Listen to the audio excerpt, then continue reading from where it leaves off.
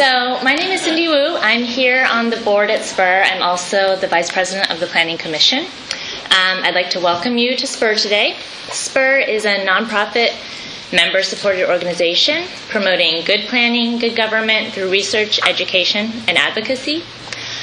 Please raise your hand if you are a member. Oh, packed room. Thanks for your support. It matters a lot to us. If you didn't raise your hand, you can see the folks at the table outside, and they can help you with your membership. So our speaker tonight is John Ram, the Planning Director for the City and County of San Francisco. Tonight we will hear John's reflections at this time of his 5-year anniversary at the Planning Department. Prior to San Francisco, John was in Seattle. I think we're going to hear him talk about what it means to have completed 9 neighborhood plans, including Bayview Hunters Point, Market Octavia, Eastern neighborhoods, and what did we learn through these processes. We also get to hear him explain why he chose his controversial title, The Meanies and the Warmongers, Recent Lessons from SF. And I'm really looking forward to hearing about how John appreciates all of the wonderful stakeholders in San Francisco. So please help me welcome John Ram.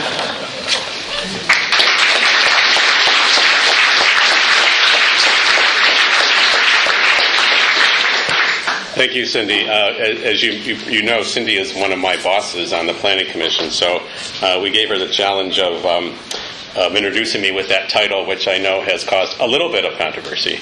So first, I would like to thank her for that introduction and to thank SPUR for the opportunity to speak tonight. But I'd also like to thank the Bay Guardian for drumming up support for tonight's talk. And I think, to be frank, when I look around the room, I'm seeing some suspects who would not normally be in the room tonight. So I appreciate that and appreciate having a broader range of people in the room tonight. I do not have slides tonight, so I don't have any pretty pictures to show you. So what I am going to do is talk a little bit about what we've been doing, why I think what the department has done over the past 10 years has been valuable to the city, why I think it's a good idea to do long-range planning, and what I see us doing over the next couple of years as kind of the priority projects, or at least the focus of some projects of the department. Are we? So sorry. Oh. Continue. Okay. So when Gabe and I first talked about me presenting tonight, we concluded that it would be valuable to review the last several years of planning and the value of what the planning work that we've done has done for the city and what we're planning, as I said, for the next couple of years. As I started to write some notes, I realized that the issues that arise are not only about the actual planning work we've done, but about the culture of what we do and how we do it. So if you'll indulge me tonight, I'd like to talk about both of those aspects of our work. What I also realized when preparing for tonight is that some of the most important lessons we've learned, and certainly that I've learned over the past 5 years, are born out of conflict. And that's partly what prompted me to come up with that title for tonight. As I've said to many of you, the job of the planning department, and my job in particular, is largely about managing conflict. I've come to believe that, quote, the meanies and the warmongers are all of us. Not because we've not only displayed that type of behavior, but many of us have, but we have come to expect that kind of conflict as the new normal. And when it comes to land use, my belief is that the planning department is often left with the consequences of those conflicts, and I will talk about that a little bit more. But I also believe we have the opportunity to focus those disagreements into constructive debates around planning issues rather than about a lot of the peripheral issues that come up during the planning process. I will talk about more about that in a few minutes and talk about what I think we can do to kind of redirect that debate. But first, I would like to talk a little bit about our work of the past 10 years and what I think it's meant for the city. Thanks to the work of many of you, we now have plans in place for over 10 neighborhoods, if you include downtown, where the vast majority of the growth will occur. Most of this work started long before I got here, so I can't take credit for it. But the credit really goes to the department, to the Planning Commission, and to the thousands and thousands of people involved in the planning processes in all of these neighborhoods over the past 10, 12, 13, 14 years. In rough numbers, about 80% of the city's growth will happen in about 20% of the city's land area.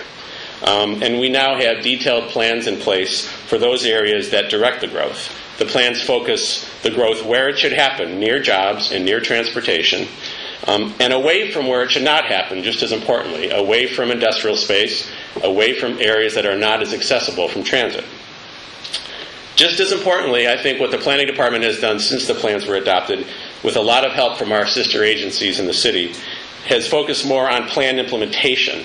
So it's not just that we're doing these plans and handing them off or throwing them on a shelf anymore. We do everything from the environmental reviews, the design reviews, to we are now getting involved in capital planning, in transportation planning, and the public realm improvements that are associated with the plans. So we are directing not only the plans that were created, but how they are implemented.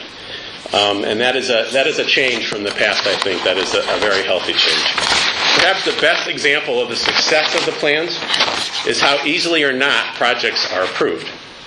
Projects within the recently adopted plan areas have generally gone much more smoothly through the review process because they were a product of a common understanding of what the future should hold in those neighborhoods. Conversely, almost every controversial project that we're seeing now is either inconsistent with a plan or outside of a plan area. I think that in itself is an important lesson of the value of doing advanced planning in the city. So, what I want to do is focus on three broad areas of planning work that I think bear some strong lessons for us. There's obviously many things I could cover, but for me there are three broad areas that best encompass the issues we face and how we can learn for the future. One is where and how we should grow.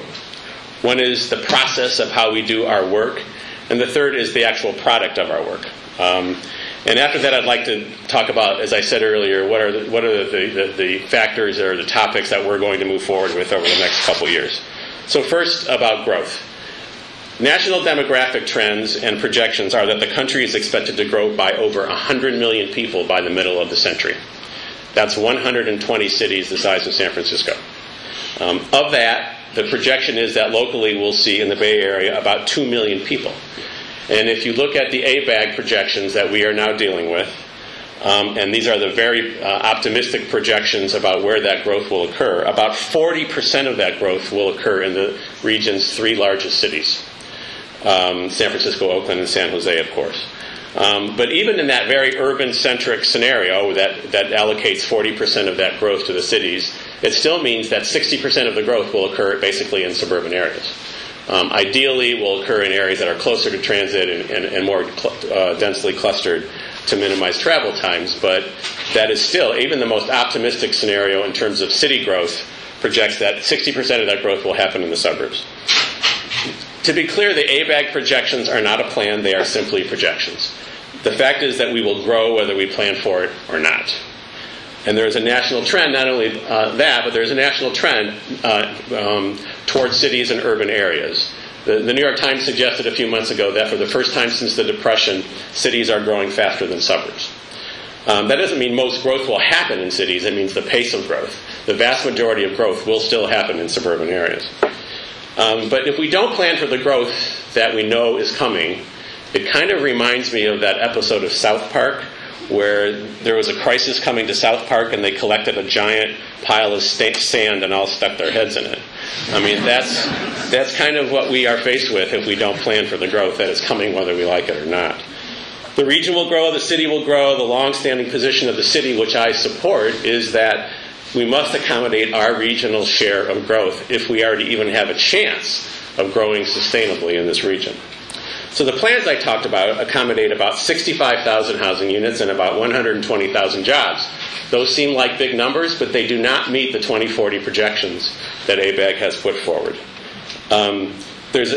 Even having said that, there's clearly a question about the city's ability to produce the number of units and the amount of job space on an annual basis to meet those goals.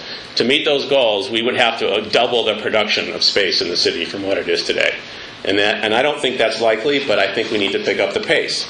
And why do I think that? If we do pick up the pace, one of the problems, of course, is that there is serious disruption to their neighborhoods that I think that the planning department has to address that we have not addressed in the past. Part of the challenge, I think, in neighborhoods in this town is the rate of growth.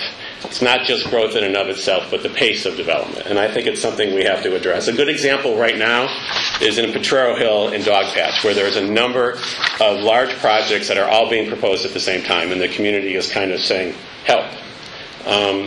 These projects are consistent with the neighborhood plans that were put forward. They were consistent with the Eastern Neighborhoods plans.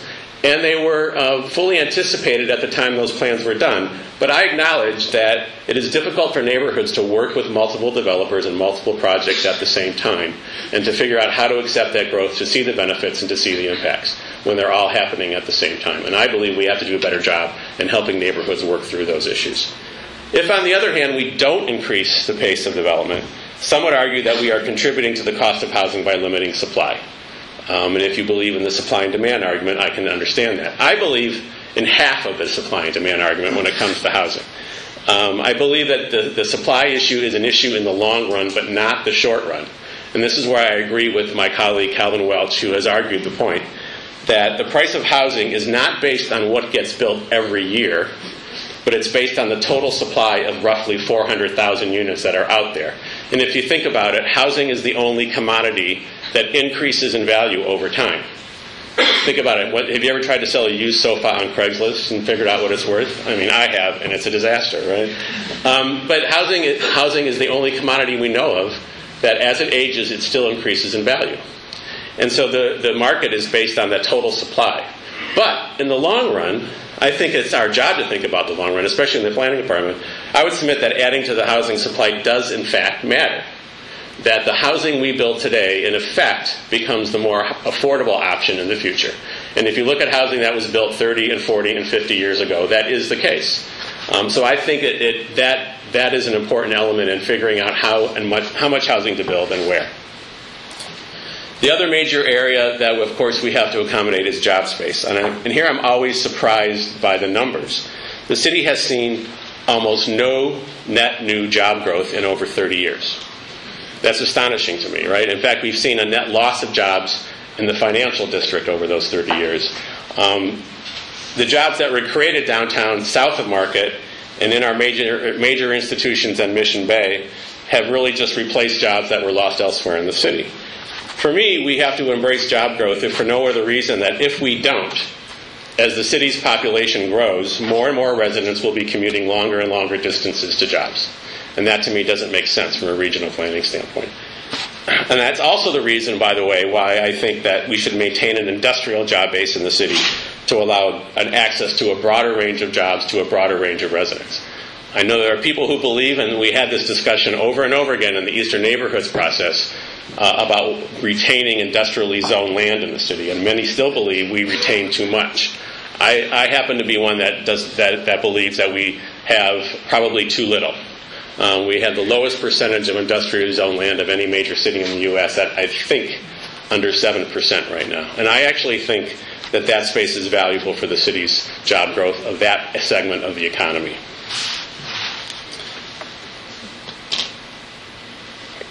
So the second major issue I'd like to talk to you about is our process. I want to start by throwing out a few numbers. San Francisco, as you know, has about 820,000 people on 47 square miles. On average, the department reviews between 1,500 and 2,000 projects a year. Last year, it was about 1,800. Now, that's not the number of permits we issue. We issue about 8,000 permits a year, but 6,000 of those are kind of over-the-counter, fairly simple things that don't take a huge amount of time. But roughly 2,000 of those are what we call cases that essentially require us to review plans, do some CEQA review, and get into a higher level of detail. So last year, as I said, 1,800 cases a year. By comparison, New York City sits on 330 square miles, and it now has 8.2 million people. Last year, New York City reviewed 500 cases, comparable to our 2,000. So 10 times the population, 7 times the land area, and 1/4 the number of project reviews. Now, that's not because we build more than New York. It's because we are required by code to review more. In New York City, most buildings, including high-rises, are built with simple permits and no review. For those of you who might be familiar with the new high-rise residential tower near the Brooklyn Bridge designed by Frank Gehry, they purport to be the tallest residential building in North America. That building was built as a right with no planning department review. Now, I'm certainly not arguing for that. But based on the evidence that I've seen from a few other cities, our planning department in San Francisco is now required to review more projects than any other city in the U.S. And that is including Los Angeles with the same type of CEQA controls, because it has to do with how our code is structured and what requires a discretionary action versus not. So the most important lesson for me here is that planning, land use, and development have been and have been for a long time higher in our community's consciousness than just about anywhere else. This is the only city I know of where planning, land use, is as high in people's minds and importance as issues of crime and transportation and all those other issues that we deal with in our daily lives. We have, for about 30 years, continuously expanded the types and sizes of projects that require a review. That's how we get to those numbers. What we have said, to be frank, is that this city is special. It's special enough to warrant just about anything from a roof deck to a duplex to a high-rise to get a detailed level of public review. So the obvious question is, do we think that? Do we think that San Francisco is that special? And frankly, I think the answer is yes. Right? I come to believe that there is, in fact, a very special quality to this city that requires us to pay attention to the details. My word for this is texture. Not just physical texture, but texture of places, businesses, community, culture. The texture of San Francisco exists at a scale that is seen in very few large cities in the country. And I would argue that that texture is worth protecting. Some of you may know about our formula retail controls. And when I moved to San Francisco, I was a real skeptic about those controls and felt like I couldn't understand how we can control development by ownership. I have now come, much to many of your dismay, I'm sure, come to be a strong believer in formula retail controls and retaining the quality of our neighborhood commercial districts. I would argue that's part of the texture of the city that we have to retain. Of course, there are many types of small projects that probably don't require as detailed a review as we do, and we can certainly streamline the process. And I think there's little doubt that the process slows projects down and increases costs. I don't think there's any question about that. And I also don't believe that anyone is served well by a 3-year or 4-year or 5-year review process. And I don't think it's necessary to get into that level of that length of time to really do what we need to do. Many would argue with me on that, and many have argued with me on that, including my own staff, who argue that lengthening the review process slows the pace of development and allows the community time to absorb change. And I understand that point of view. I would argue that there's other ways that we can address those community concerns without having such a lengthy review process. Haven't quite figured out how to do it yet, but I still argue that that's something that should be a goal. So that brings me to another topic that's related to the title of the talk, and that's the issue of conflict. I think we can all agree that for the past 30 or 40 years, San Francisco has become increasingly polarized on the issue of development and growth. This is perhaps not unique to San Francisco, but it does seem to be particularly intense here. And I do believe, as I said, that land use is a more important concern here than perhaps anywhere in the U.S. What's important is that, to me, is that the results of those conflicts for the department are uniquely challenging. This is the issue that generated the title tonight. We have generally accepted a process where we feel free to push our position at all costs, or where the ends justify the means. 4 votes at the Planning Commission or 6 votes at the board is what counts. I don't think this is a trivial issue for us, and here's why. We are constantly finding ourselves in the department licking our wounds from the beatings we take from some folks and cleaning up the messes made by others. And the department is left with kind of cleaning up that mess. The department spends a huge amount of time and energy managing conflict that is generated in the context of planning and land use issues, but it's not really about planning and land use, but about whether I like my neighbor, or whether I like my neighbor's dog, or whether I'm hiring the right person, or whether I trust the planning department because of something that a planner said to me 15 years ago. And you would be shocked at how many times people have said that to me. So we spend a huge amount of time managing conflicts that are peripheral to our work, and not planning the future of the city, not reviewing projects, not improving our codes. This is not intended to be a whine. It's a little bit of a whine, I guess. But as a neighborhood activist said to me when I started my career in planning, if you can't take the heat, get out of the kitchen. And fair enough, that was good advice that I got from her. This was back in Pittsburgh many years ago. And besides, I like to cook. So the fact is the battles will continue and the behavior is not likely to change. And it's not just a San Francisco issue. If you can remember the quote-unquote town halls that happened over national health care a few years ago. Those got pretty nasty as well. So I'll talk more about that in a minute. The third topic, though, I'd like to discuss is the product, namely design, but design in a broad sense. To achieve the growth that I think we have to accept, the city, of course, would have to become denser. I realize that that concept is difficult for many to accept, but I think it's workable if done in the right places, with the right design quality, and with special attention to the public environment. First, let me say that, there is a misperception about the position of the planning department on this issue. I believe that achieving the densities we need does not mean that we need to build high-rises outside of downtown and parts of South of Market and a few other places. Paris, for example, has twice the population of San Francisco and almost the exact same geography, with very few high-rises, if you know Paris. High-rises have their place, and we are proposing additional heights in parts of South of Market near Transit, as you know. But I think we can easily achieve dense development with elegant, short, fat buildings as much as tall, slender ones. And I think we have to start pursuing that approach. It's a challenge to the architectural community that I'm throwing out. I think it's also very important that we continue to work on our streets and open spaces to make density work. I'm very proud of the work of the department on the public realm, from the park planning work to better streets plan to the parklet work. I think that's an extraordinary benefit to the city. It has made the neighborhoods more livable, and I think we will continue that program and grow it as much as we can. On the question of preservation, a question I get a lot is that if we protect our resources, are we not hurting the capacity of the city to grow and hurting our chances to meet those growth targets I talked about? My answer is unequivocally no. I do not subscribe to the notion that protecting a few historic districts and a few hundred buildings is hurting growth in the city. These buildings represent a very small fraction of the city's building stock, and even if we were to double or triple the number of historic buildings in historic districts, the impact on the city's growth potential is minimal. However, I do think that we need to think differently about our historic building stock and how we manage change to that stock. Because of our standards, because of the way we interpret CEQA, we tend to treat an historic warehouse as just as precious a resource as, say, the ferry building. I think that's a mistake. I would argue that this has created a backlash against preservation and further contributed to those conflicts that I've described. I would argue for a more flexible approach to preservation that would even further limit demolition, but allow more flexibility in building additions and changes to existing buildings.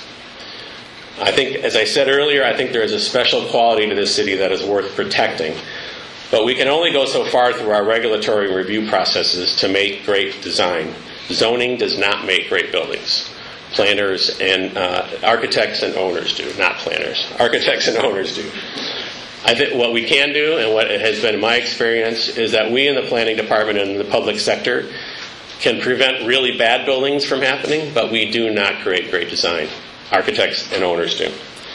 I do believe, and there are people here who disagree with me, that we should be building an architecture of our time and not pseudo-Victoriana, as many people would prefer. But I do believe that that architecture has to address the qualities of this city, especially that texture I talked about earlier. So let me talk a little bit about what this means, in my mind at least, for the next couple of years. I'd like to highlight 6 items for us to work on in the next 2 to 3 years.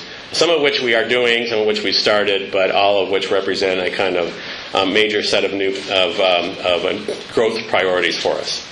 It's not an exhaustive list, but I'm simply highlighting some key areas. And it does talk about both planning projects per se and about kind of the culture of what we do, as I said earlier. And I also want to open up an opportunity, an invitation to have an open dialogue about this with any of you tonight, in the future, with community groups in the future, because I really do want to hear back from you all if this is the right priorities for us in the coming years. First, I really do believe we need to change the forum for the debates, and make sure they are substantive. I'm not pretending that we're also only going to hold hands and sing Kumbaya. We will still disagree, and we will disagree vehemently about some of these issues. I'm just suggesting that the fight be about things that matter. I continue to believe that the best way to do this is to front-load the conversation. We find repeatedly that if conversations happen early in the process or in the context of a neighborhood plan rather than a development project, we can better address the concerns and have a better project in the end. Getting to a hearing at the Board of Supervisors, in my view, is not the place to have a debate about a project. It should happen way before that. It should happen before the project gets even to the planning department, and I would welcome a discussion about how to make that happen better. The second is what our role is in that particular change. For our part, what we need to do, and we are starting to do, is expand our communication and outreach work. We are finally establishing in the department a robust communications program, and we are proposing for the first time a full-time position just devoted to public outreach. It sounds meager, but we have never had a single position in the department just devoted to outreach. Our hope is to conduct a broad range of public education, from workshops on permits to neighborhood discussions on key development concerns like what I said in Potrero Hill and Dog Patch, or on workshops on design issues. It's important to me that the department meet the community on its own terms and ideally outside of the process of reviewing a single development project. Thirdly, I think we need to work, as I said, on a more rational preservation program. For me, that would involve, on the one hand, more restrictions on demolition, but frankly, then more flexibility on the design of changes to historic buildings. I believe that would meet multiple concerns of the neighborhood, of urban design concerns, and preservation concerns, and it's something that it's going to take some work, and it's going to be a challenge with CEQA, but I believe something that we can do.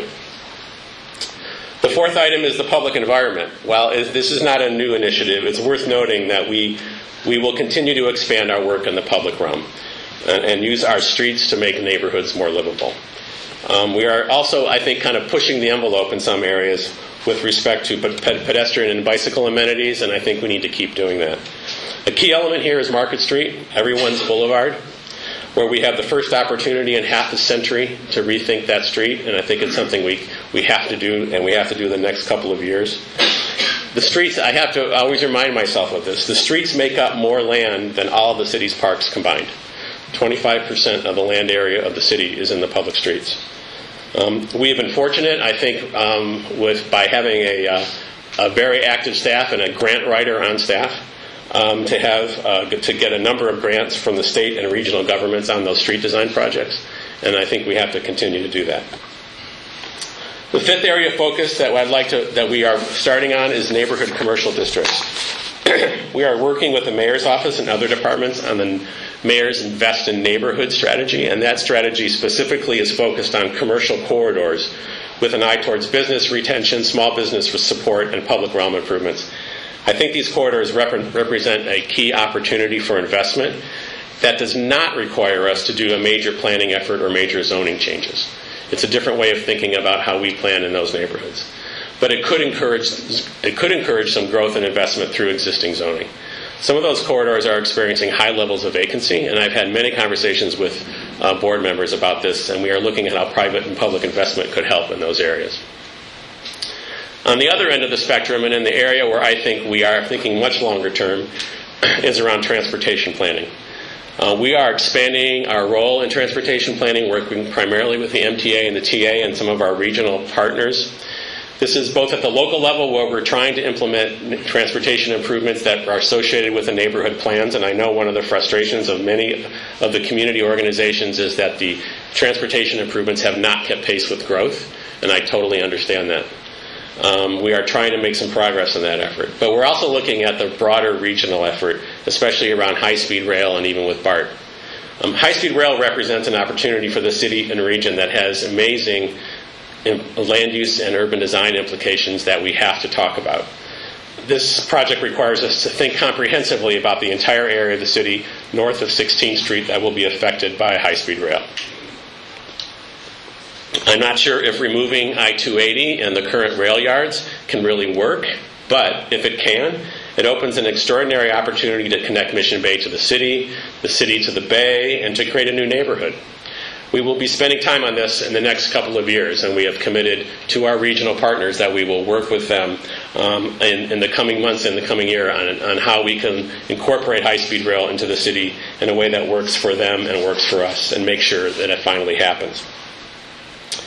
I'd like to then talk a little bit about where geographically we expect to focus our efforts to accommodate growth in the coming couple of years.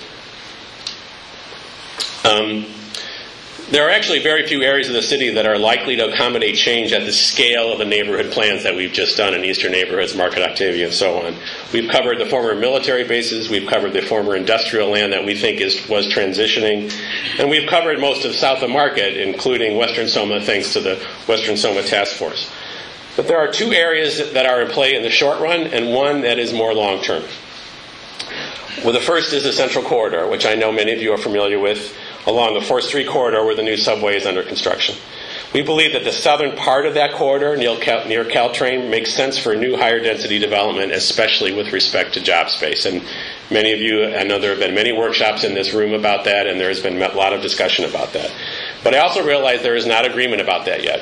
And I think this is a great example of why we should have that discussion now and not 5 years down the road when somebody's proposing a project that's inconsistent with zoning.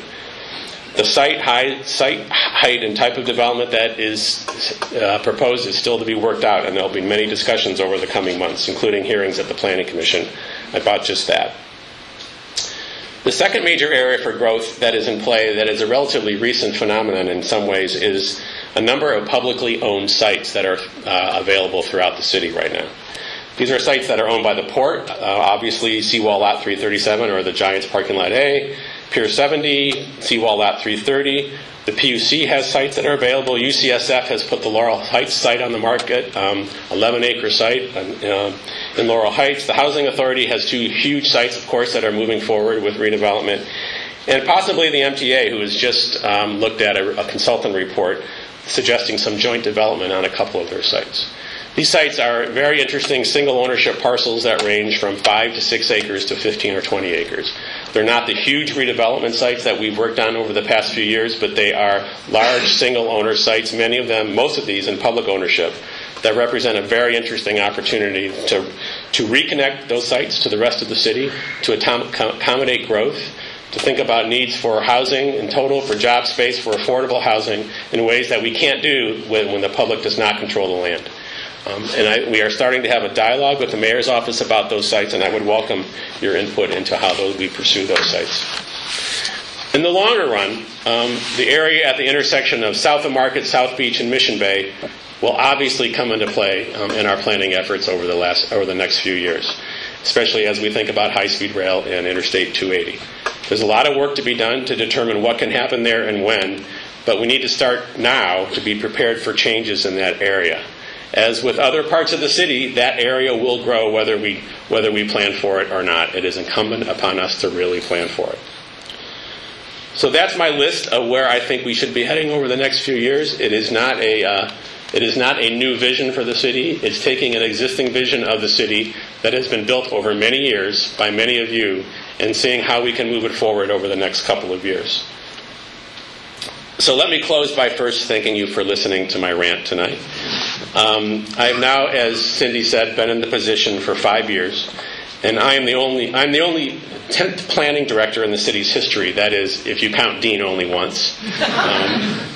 San Francisco has a wonderful tradition of producing great plans and of caring deeply about the quality of what's built. I think it's fair to say that the planning department in this city has a more profound impact on the built environment than any planning agency in any big city in the country.